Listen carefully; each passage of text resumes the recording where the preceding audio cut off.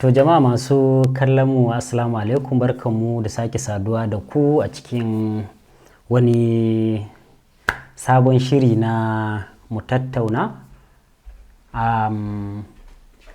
Kamar yadda aka saba mukan duba batutuwa ne da ke damun mu a cikin harkokinmu na yau da kullum. A yau za mu duba wato wani batu ne da yake damun manya, yara, ƙanana, mata, maza. Wannan kuwa ba komai bane illa baƙin ciki ko ƙunci. Dukka waɗannan yanayi ne da ɗan adam yakan riski kansa a ciki. To shi dai baƙin ciki yakan zo ta siga daban-daban. Walau wani ya sa maka ko kuma a wani yanayi ne da kai za ka tsinci kanka a ciki. Saboda haka an lura cewar yanayi na baƙin ciki ko ƙunci yana takura ƙwaƙwalwa na ɗan adam.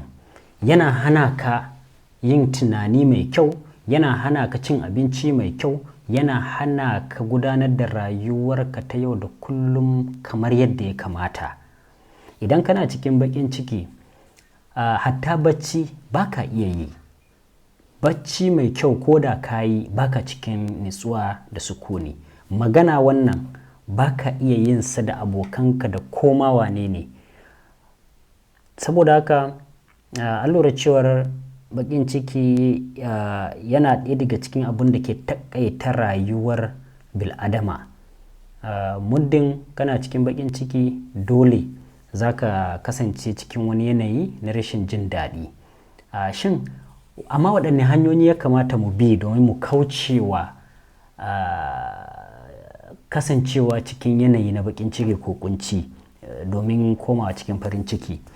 Tattaunawar da muka yi da yawa daga sakonni da muka samu shine wasu suka ce karanta Alkur'ani shine a gaba.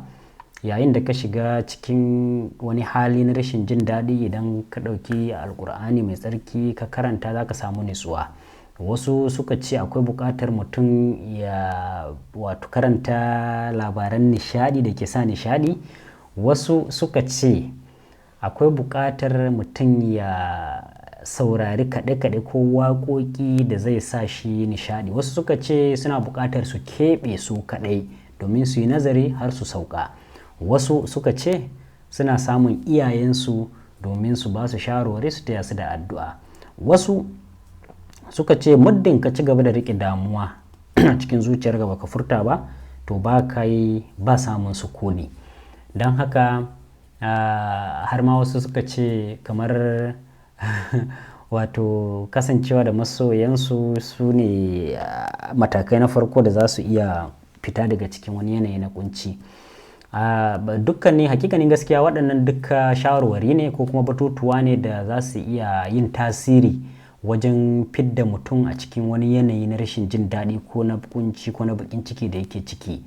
To amma dai a zahirin gaskiya shine wasu dabaru da ƙwararru suka bayar shine na farko, idan ma damuwa ce ko ayyuka ne yake maka yawa yake saka cikin damuwa, suka ce ka taƙaita wa kanka wasu abubuwa da kake ɗauka a kanka masu yawa. Idan ayyuka ne kana tunanin zan yi wannan ko kuma na yi wannan ba daidai ba, wannan ba zai ji daɗi ba, ka tuna cewar ba a yin daidai a wannan duniya.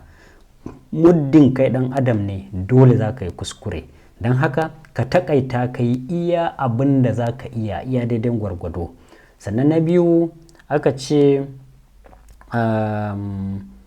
duk lokacin da ka shiga cikin damuwa ka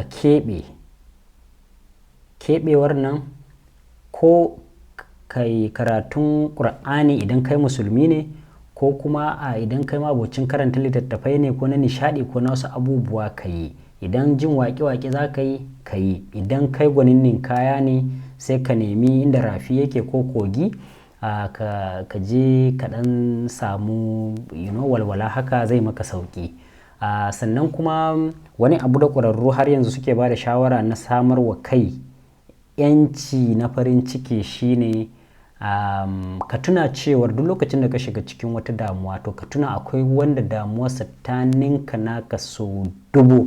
don haka farko ka tuna cewa shin wannan matsala ni kaɗai ne ma na taɓa fuskantar ta, ko kuma a matsala ta bata kai na wani ba ko ta fita wani. To idan ka tuna akwai wanda matsalar ka tashi ba ko taka ba komai bane a gaban tashi, to sai ka gode wa Allah da ya takaita maka anan. To in ka tuna wannan zaka samu sukuni. Sannan sai suka ce ka samu wato kamar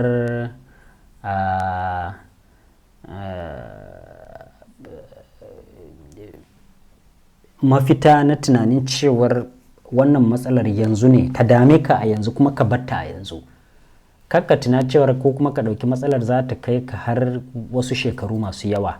Idan ka yi haka ba za ka samu mafita ba.